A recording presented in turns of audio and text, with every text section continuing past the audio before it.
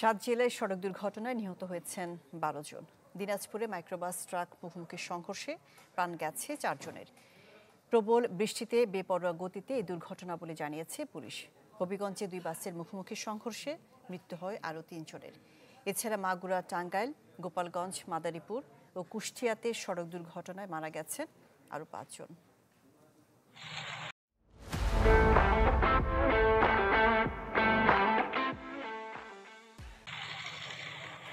মুহূর্তেই নিভে গেল কয়েকটি তাজা প্রাণ, ছিন্ন বিচ্ছিন্ন মাইক্রোবাস। সোমবার প্রশিক্ষণের জন্য মাইক্রোবাসে রংপুর যাচ্ছিলেন ঠাকুরগাঁও হিসাবরক্ষণ কার্যালয়ের একটি দল। পথে দিনাজপুরের বীরগঞ্জ উপজেলার প্রাণনগর এলাকায় সিমেন্ট বোঝাই ট্রাকের সাথে সংঘর্ষ হয়। খবর পেয়ে ঘটনাস্থলে যায় পুলিশ ও ফায়ার সার্ভিস। উদ্ধার করা হয় অডিটর দেলোয়ার হোসেন ও গাড়ি চালক মানিকের মরদেহ। প্রচণ্ড বৃষ্টিতে বেপরোয়া গতিতে হয় এই দুর্ঘটনা। দেখা যাচ্ছে যে ট্রাকটাই এই মাইক্রোটাকে লাগাই দিচ্ছে।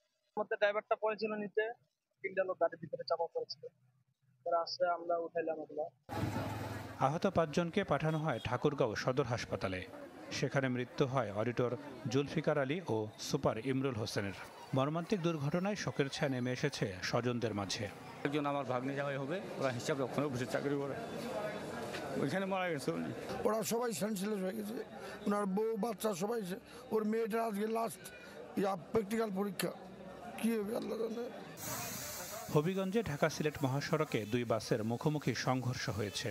এতে ঘটনাস্থলে মারা যান 2 জন। আহতদের হাসপাতালে নেওয়া হলে মৃত্যু হয় আরও 1 জনের।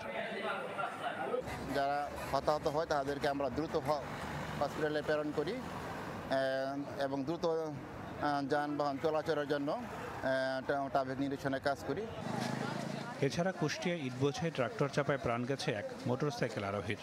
আর মাগুরা, টাঙ্গাইল, গোপালগঞ্জ ও মাদারীপুরে সড়ক দুর্ঘটনায় নিহত হয়েছে আরও 5 জন।